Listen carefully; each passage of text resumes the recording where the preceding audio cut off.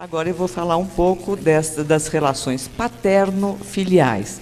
Enquanto o doutor Francisco falava, eu ficava pensando, puxa vida, né? Como o legislativo e o judiciário são os sócios ocultos dos conflitos familiares, né? Então, e dá uma certa preguiça até em pensar, regulamentar tanto a convivência, mas, né, e a espontaneidade, onde é que fica? Mas é algo... Pode falar, Francisco. São só os advogados. Então, e a gente fica pensando onde é que está a espontaneidade e tudo isso. Mas isso está também nos dando notícia de uma mudança de paradigma, e a gente fala tanto em paradigma, né, uma palavra que entrou na moda, né, mas é a nossa forma de olhar e de analisar a realidade. Então, isso se trata também de uma mudança de paradigma, que é o paradigma da culpa para o paradigma da responsabilidade. Então, cada vez mais estamos atentos às nossas responsabilidades e aí, sobretudo, no aspecto paterno-filial. Todos sabem, então, que eu sou psicanalista, né, e como boa psicanalista, eu defendo a existência do inconsciente, o que absolutamente não quer dizer, muito pelo contrário, que não devamos ser responsáveis inclusive por aquilo que nos era inconsciente. Então, essa história eu não sabia, né? De repente engravidou, né? E aconteceu, bom, mas nós somos, da mesma forma, responsáveis, sobretudo pelas crianças, né? Pelos adolescentes. Bom, então esses temas, né, a guarda compartilhada é uma lei de 2008, aquela que versa a respeito da alienação parental é de 2010, e que, como eu lhes falei, elas representam esse giro epistemológico, ou seja, da nossa forma de avaliar a realidade e avaliar os relacionamentos. A nossa sociedade tem mudado muito rapidamente e nós temos dificuldade em absorver estas mudanças. O que quer dizer que estamos todos um pouco confusos com relação ao que é ser homem, ao que é ser mulher, a função de pai, a função de mãe, sobretudo com a família, que não é mais aquela família modelo do sacrifício, né? Aquela família em bloco, aquele casamento indissolúvel, mas sim a família atualmente é a família eudemonista, em que cada um vai buscar a sua realização e o seu bem-estar, levando-se em conta a finalidade da família, que é o do cuidado e proteção dos mais vulneráveis, sendo que, em certa medida, somos todos vulneráveis. Então, quando se tratam de relações familiares, né, somos todos um tanto quanto vulneráveis. Eu não estava presente na palestra do professor Zeno, mas eu acredito que ele deve ter falado, né, que todo o apaixonado deveria ser interditado, né? Ele fala muito isso, né? Porque é verdade, né? A gente tem aquela ideia da autonomia, da vontade, etc., etc., mas tem o nosso inconsciente e mais uma coisa. Homens e mulheres pensam as relações e pensam o dinheiro também de forma diferente. Concordam comigo? Né? A gente faz uma matemática um tanto diferente, né?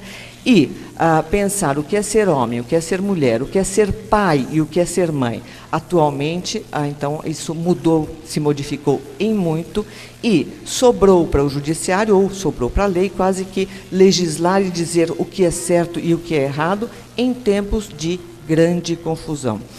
Eu viro e mexo nos trabalhos que eu realizo como assistente técnica, então eu acompanho alguns casos lamentáveis, né? A gente lamenta, mas é assim mesmo, de disputa pela guarda, né? E às vezes vem as sentenças, né? Então se xinga muito o juiz, ou se xinga outro advogado, mas nós devemos partir do princípio que todos nós estamos bastante confusos quanto ao que fazer. Então, a lei da guarda compartilhada, ela veio no meu entendimento, foi uma lei que veio para corrigir as distorções que haviam quanto ao exercício do poder familiar. A rigor, até nem seria tão necessário uma lei da guarda compartilhada, mas sim, ela veio para regular os abusos que existiam no exercício do poder familiar e também na inadequação mesmo dos termos, né, vejam, guarda e visitas, né, visitas em relações paterno-filiais, obviamente não é um termo que cabe, e sim a formalidade de uma visita entre ex-cônjuges, aí sim cabe o termo. Bom, mas em geral, e ainda continua sendo assim, a mulher ficava com a guarda e o homem, o pai, ficava com o direito, aí a gente dá uma consertada, fala direito / dever, né? Mas é um direito, né, que ele podia e pode exercer ou não de visitar o filho. Uma outra palavra que a gente tem falado muito é a questão da convivência, né? Então, o direito à convivência, isso está no ECA, está no Código, né? O direito à convivência familiar. Agora, que tipo de convivência nós estamos falando, né? Essa convivência é uma convivência contínua, é uma convivência descontínua? Na minha opinião, nós devemos tratar simplesmente do direito ao relacionamento familiar, e este relacionamento familiar vai se dar sob diversas formas, né? Mas, em tempos de igualdade entre homens e mulheres, e também em tempos de uma certa confusão quanto aos papéis, eu muitas vezes vejo a dificuldade em discriminar o que é a guarda compartilhada do que é a guarda alternada, que não está prevista no nosso ordenamento. A guarda alternada seria um tempo na casa de um tempo na casa de outro, né? E a guarda compartilhada, ela justamente veio para quê? Para relembrar a responsabilidade conjunta exercida pelo pai e pela mãe, né? A responsabilidade de ambos, quando existem os dois, né, presentes e acessíveis, em estar educando, criando o filho. Essa lei, também a da alienação parental, ela vem nos dar, então, notícia da família pensada não como uma família que pode ser dividida, mas sim uma família transformada em que as relações são necessariamente complementares. Então, no meu entendimento, não há um direito de um que se opõe ao direito de outro quando a gente fala das funções familiares, do exercício das funções familiares. Então, há uma complementaridade entre a função materna e a função paterna. Aí nós vamos dar um passozinho a mais e dizer que a função materna, né, ela pode ser exercida, em geral, exercida pela mãe, mas também o pai exerce aspectos da função materna, de ser continente, de ser mais compreensivo, mais afetivo, né, o que era antes somente relegado às mulheres, né, então este cuidado. E a função paterna, de dar os limites, de, entre aspas, dizer a lei, trazer os valores da cultura para dentro da família, isto os pais fazem, a função paterna, mas também as mães fazem isto, né? E hoje em dia me parece que cada vez mais, né, as mulheres estão dando estes limites, ou seja, exercendo essa função paterna. Há, então, esta possibilidade do exercício das funções, o que não quer dizer que nós podemos substituir o outro. Em família, a gente vive dizendo, ninguém é insubstituível. Eu digo que sim, né? Que nós somos, sim, insubstituíveis. Nós podemos ter um outro que exerça aquela função, mas pai, mãe, os irmãos, os laços, né? Sejam eles mais afetivos e também de sangue ou não, são insubstituíveis. E outros podem vir a exercer esta função. Né? Então, não dá simplesmente para apagar um e agora a gente vai substituir o outro. Né? Bom, resgatando a lei da guarda compartilhada, ela tem um ato falho, né? Porque ela, logo no seu enunciado, ela diz que ela trata que a responsabilidade é conjunta quando a guarda é compartilhada. Quando a guarda não é compartilhada, quando a guarda é única, também, obviamente, a responsabilidade é conjunta, né? Então, por exclusão, é como se fosse só responsabilidade conjunta quando a guarda é compartilhada, o que não é o caso. Há também na lei um outro ato falho, né? Porque se a gente está responsabilizando o pai e mãe, mas quando o pai ou a mãe falharem no exercício da sua função, uma das penalidades pode ser justamente privar ou diminuir o tempo de convivência com o filho. É quase como se o Estado aí estivesse chancelando a irresponsabilidade. Então, aquele pai que não quer exercer o seu munus, né, ele deixa de fazer algumas coisas e ele tem até chancelado, né, que ele não é responsável, porque isso vem na forma de uma penalização. Mas vamos passar para a lei, que eu acho que é. Então, a lei da guarda compartilhada, um aspecto polêmico, isso tem se modificado, o entendimento tem se modificado, porque se dizia que ela não podia ser aplicada se pai e mãe não se entendessem. Então, só quando o casal parental tivesse algum entendimento é que a lei da guarda compartilhada poderia ser aplicada. O que é um contrassenso, porque não seria nem necessária uma lei, né, da guarda compartilhada se o casal se entendesse. Dá mais trabalho? Dá muito mais trabalho. E a lei traz também a possibilidade do recurso às equipes interdisciplinares, a outros profissionais, para ajudar, para colaborar com os pais, para que eles vejam quais são as suas funções, como é que eles vão exercer uma e outra função, quais são as suas atribuições após uma separação, após o divórcio, né, ou dissolução da união estável, ou mesmo quando eles nunca conviveram e precisam, então, exercer a sua responsabilidade com relação aos filhos. A ministra Fátima Nancy Andrighi trouxe recentemente um entendimento, um voto, em que ela pacifica um pouco essa situação, dizendo que, sim, é importante, né, que essa lei seja aplicada, ela é preferencialmente aplicada, a não ser quando impossível, mesmo que os pais não se entendam, né, porque é uma lei que veio para mudar alguma coisa e não uma lei para que as coisas continuem como antes. Ela também enfatiza a necessidade de convivência, né, e ela enfatiza bastante isso para que nós não tenhamos, então, os famosos pais de fim de semana, né, ou os pais que simplesmente visitam os filhos, mas sim na obrigação de conviver com esses filhos, disponibilizando o patrimônio mental, né, que os filhos têm direito a ter com a convivência com um e com o outro. E quando eu digo disponibilizando esse patrimônio mental, significa também construir pais mais próximo da realidade daquilo que eles são, porque nós sabemos que as crianças idealizam muito, tanto para o bem quanto para o mal, né? Idealizam pai e mãe, o pai horas é o herói, horas é o bandido, a mãe horas é a fada, horas é a bruxa. Isso tudo faz parte do desenvolvimento mental da criança, que precisa ter as figuras de realidade para ir, então, se adequando àquela realidade e construir figuras um pouco mais próximas do que são pai e mãe. Todos nós sabemos, na nossa experiência pessoal, que quando a gente, há 10 anos atrás, nós víamos nossos pais de uma certa forma. Hoje em dia, nós vemos esses pais de uma outra forma, ou seja, a gente vai mudando, né, a memória que a gente tem dos pais, e isso conforme a convivência. Quem diria numa criança que está, então, se desenvolvendo com uma dose muito grande de fantasia. Eu digo que é um direito, né, a criança tem o direito à alternância afetiva, ou seja, ela tem o direito a ora se aproximar mais do pai, ora mais da mãe, de acordo com o seu desenvolvimento mental.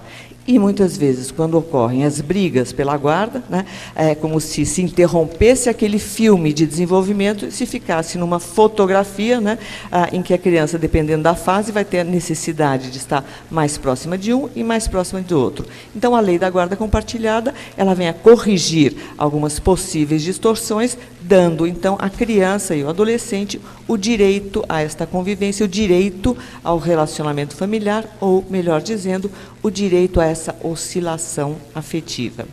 Bom, caminhando um pouco mais, nós tivemos, então, esta nova lei da alienação parental, e a pergunta, primeiro, que a gente deve fazer é da origem, né, desta lei, que todos sabem, né, isso é muito falado, que foi nos anos 80, daquele psiquiatra norte-americano, que o Richard Gardner, né, que descobriu o mau uso, isso é muito importante, o mau uso ou a perversão que era feita dos processos judiciais com fins de alienar o outro genitor.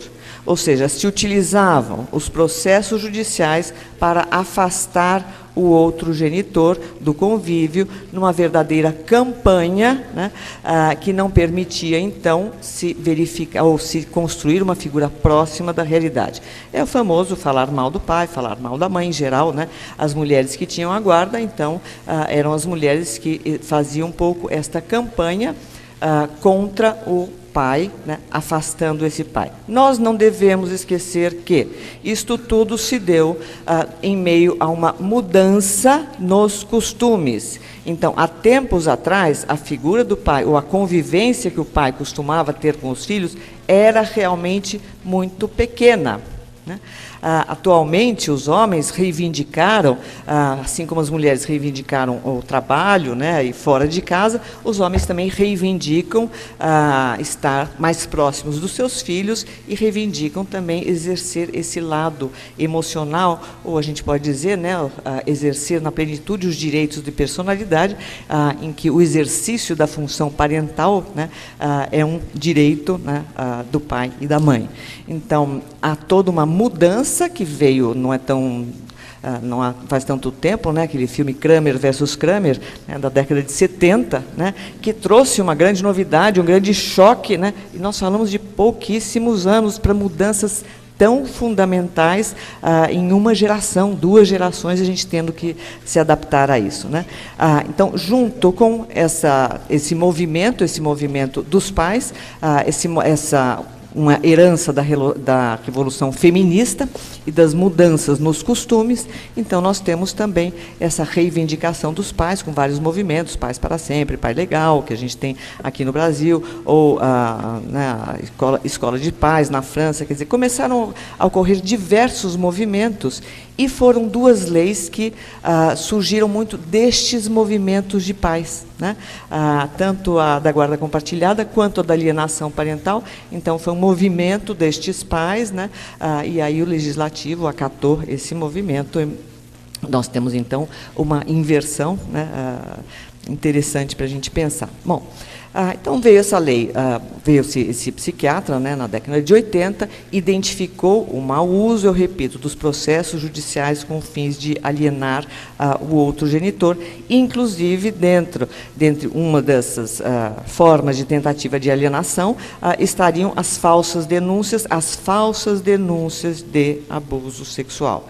E aqui eu abro um parênteses, ou quase um colchete, né, para dizer que a psicanálise, ela nasceu justamente da tentativa de verificar o que era objetivo e o que era subjetivo, ou seja, Freud tinha uma paciente que dizia ter sofrido algum abuso, né, por parte de um familiar, e aí Freud, né, tomando aquilo como se realidade fosse, depois ele veio a descobrir que isso era muito mais uma fantasia, né, desta mulher. E aí tem uma frase de Freud famosa que ele fala: eu não acredito mais nas minhas histéricas, né? E aí é que ele descortinou, né, todas essas fantasias que, em alguma medida, todos nós temos. Mas vamos deixar as questões de complexo de Édipo, todas essas questões tão complicadas, vamos deixar o trabalho para os analistas, né, para os psicanalistas, mas não podemos esquecer que essas são questões muito, muito difíceis da gente provar, da gente verificar. Porém, quando há uma denúncia, seja ela falsa ou verdadeira, isso funciona como fogo na pólvora, ou seja, todos nós, né, ficamos extremamente chocados e muitas vezes nos adiantamos a fazer julgamentos que, no mais das vezes, são frutos da nossa projeção de questões aí que estão reprimidas no nosso inconsciente. Vamos ficar com esses palavrões por enquanto, né, mas acreditem que, e nós temos vários exemplos aqui, a escola base, né, ou então na França, né, teve um processo que demorou 14 anos, pessoas se mataram, tudo isso, né, para depois verificar que aquilo não tinha acontecido. Então, nós precisamos ser extremamente cuidadosos. E aí, eu trago também uma outra mudança que nós temos de paradigma, que é a questão da interdisciplina, que é nós termos a humildade de verificar que precisamos de vários olhares para entender a complexidade do ser humano e a complexidade das relações. Nós precisamos, de tanto a lei da guarda compartilhada quanto da alienação parental, fazem menção às equipes interdisciplinares, às vezes multidisciplinares, para colaborar e também, em forma de perícia, para verificar o que está ocorrendo. Lógico que quando se tem uma denúncia, seja ela falsa ou verdadeira, o que a gente tem é, e isso é inegável, é uma situação de violência naquela família, né? Denúncia falsa ou denúncia verdadeira, nós temos uma situação de violência e isto precisa ser cuidado. Bom, mas voltamos lá ao Richard Gardner, na década de 80, que então ele descobriu esse mau uso dos processos judiciais e falou, opa, isto aqui é uma síndrome. Então, ele cunhou o termo de síndrome de alienação parental. O Richard Gardner, ele foi muito criticado, isso não é falado, ele foi muito criticado. Ele publicava os livros dele por uma editora em que ele fazia parte do conselho editorial, não tinha um conselho científico. Depois tiveram alguns artigos dele que foram publicados aí em revistas de mais renome, mas ele dizia, por exemplo, que tinha sido aceito pela Associação Psiquiátrica Norte-Americana, que seria considerado uma síndrome. Até existe um movimento hoje em dia, mas não é considerado uma síndrome, porque isso traz uma confusão, né? Síndrome como se fosse uma categoria diagnóstica médica e não o é, ou ainda a palavra síndrome tem o poder, né, de nos mobilizar, né, e a gente já acha então que é uma doença, né, algo que é muito complexo, a gente já enquadra como se fosse uma doença, né, e até é fácil, né, tecla SAP, né, síndrome de alienação parental, né, só que isso tira e retira toda a possibilidade de realmente ajudar e colaborar com aquelas famílias que, sem dúvida nenhuma, estão apresentando um sofrimento. Eu vejo os processos judiciais como sintomas de relações disfuncionais. E como sintomas precisam ser cuidados, tratados e decodificados. E aí eu volto a enfatizar a necessidade de outros olhares, para que a gente não tente forçar um olhar super objetivo, né, em fenômenos que têm muito de subjetivo. A gente tem falado muito, né, da entrada do afeto no direito de família, né, é a entrada da subjetividade e essa precisa realmente ser considerada. Então, vamos falar, eu prefiro usar o fenômeno da alienação parental, né, não síndrome, felizmente a lei não trouxe como síndrome de alienação parental, e sim, somente como alienação parental. A lei, ela tem uma função educativa muito importante, né, tem algumas críticas que a gente pode fazer, uma delas é, considera-se ato de alienação parental. E aí ela dá alguns exemplos, né, do que seria alienação parental, só que a gente tem que ver que a alienação parental seria um conjunto de atos, né? Então, é uma conduta, um conjunto de atos, e não um ato isolado. E a gente vê muito o mau uso. As leis são interessantes, né, porque elas vêm, né, para ajudar, né, para normatizar alguns comportamentos, e vira e mexe o que a gente vê. A gente tem a lei e logo em seguida a perversão da lei, né? Então é o mau uso que é feito e tudo virou síndrome de alienação parental, né? E aí a gente perde o valor, né, tão grande que tem essa lei. Como a lei da guarda compartilhada também foi tão utilizada, né, para, bom, então vamos pagar metade da pensão, né, porque já que está convivendo com um e está convivendo com outro, então vamos mal utilizá-la para pagar menos pensão, então para dividir igualmente o tempo entre pai e mãe. Pai e mãe não são iguais, né? A criança necessita às vezes mais tempo com um, mais tempo com o outro, dependendo da fase do desenvolvimento. Então todos esses fenômenos precisam ser olhados com muito, muito cuidado. A alienação parental, ela existe, né, fora do judiciário, claro que ela existe fora do judiciário. Nós temos aí nas famílias esse fenômeno, né? Muitas vezes, então, um casal, aquela dupla, né? Eram dois, aí vem o filho, a gente sabe o trabalho que dá passar de 2 para 3. Muitas vezes, a dificuldade que a mãe tem de ser mãe e continuar, então, olhando para o marido e tomá-lo como um companheiro. Então, onde cabiam 2, devem caber 3, mas tem toda uma acomodação muito grande e muito importante nesse processo de evolução desta família. Muitas vezes, a mãe forma uma dupla com este bebê e o pai não consegue entrar. Ou, muitas vezes, o pai se exclui desta situação, né? Então, aí a gente tem o que seria um início de possibilidade de alienação parental. Se isto for sintomático, até o casal, né, ou a família pode se acomodar, então o pai fica mais ausente, a mãe é aquela sempre presente, né, e vai faltar necessariamente a esse filho uma presença mais forte, sobretudo na cultura atual, uma presença mais forte deste pai. Mas vejam que esses são fenômenos que já estão em germe na constituição das famílias e até, em certa medida, fazem parte de um desenvolvimento normal. Então, um certo períodozinho, vamos chamar assim, né, de uma alienação do pai e daquela dupla mãe-bebê, então isto vai existir. Só que depois a família, como um sistema autopoético, ou seja, que vai reencontrar o seu equilíbrio, então as pessoas vão aí adaptar-se ao exercício das funções que, eu friso mais uma vez, são complementares. É interessante a gente pensar que a gente, quando fala da alienação parental, né, e no direito de família, não dá mais para dividir, falar assim, bom, esse é o culpado, esse é o inocente, essa é a vítima, esse é o algoz, né? São relações complementares que têm algo de consciente e tem muito de inconsciente. Então, a gente não pode dividir, não pode usar o paradigma da disjunção, né? E sim, a gente tem que ter um olhar um pouco mais amplo. Então, aquele que muitas vezes se coloca no papel do alienado, né?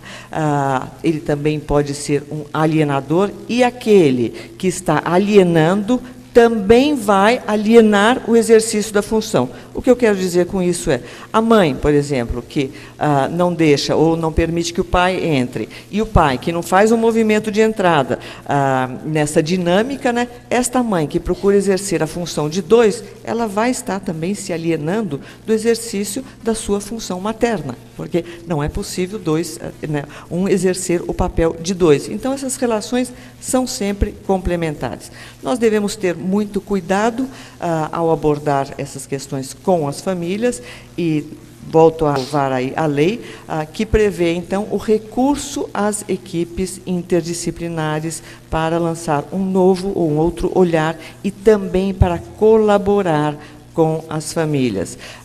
Essa lei também diz que o juiz pode mandar para terapia. Lamentavelmente, teve um artigo vetado nessa lei que previa a mediação, né? Mas foi vetado, né? E a mediação é uma outra forma, essa é uma grande mudança de paradigma, né?